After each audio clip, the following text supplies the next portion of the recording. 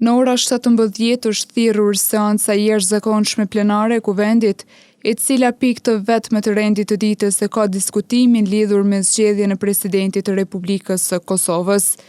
Kjo vjen vetëm një ditë para skadimit të afatit kushtetues për zgjedhjen e kreut të ri të shtetit, në një situatë ku ende nuk ka konsensus politik mes partive parlamentare.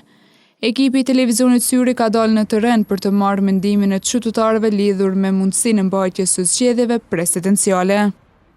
Situata politike nuk është mirë edhe nuk është nivel, do kemi të kretin të bominata, është mirë me këqur interesin e shtetit dhe jo i vendalush për veti, veç për me këqyr. Shka është më mirë për shtetin, duhet me respektu ato, për me bo nuk është më nësi kush ka me fitu kush. E që është e mirë, është më nësi shumë për me qetë një kryetari që li mujë me përfasu një ma mirë Kosovën.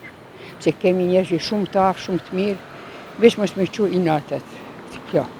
Ndërkaq, një qytetar nga Shqipëria është shprehur skeptik për zhvillimet, duke thënë se sipas tij nuk do të ketë zgjedhje dhe se presidentja aktuale, Vjosa Osmani, mund ta vazhdojë mandatin edhe për një periudhë tjetër. E kini presidentin, kini Vjosa Osmanin. Është presidenti, po nuk do me elan. Ka marrë mandati, po mos anej, ajo është për presidente. A mendon që do të shkojmë zgjedhje? Unë nuk më thot me se keni përshku në zgjedhje, se atëherë dalin politikon dalin pa vlerë. Sipas kushtetutës, presidenti i Kosovës zgjidhet me 2/3 e votave në 2 rundet e para, ndërsa në rundin e tretë mjafton 61 vota. Megjithatë, për të qenë valide seanca, në sallë duhet të jenë të paktën 80 deputet.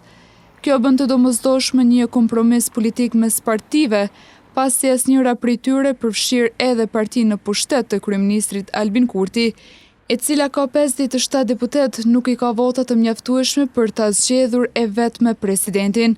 Mbetet të shihet nëse seanca sotme do të sjellë një zgjidhje apo vendi do të përballet me një tjetër ngërç institucional.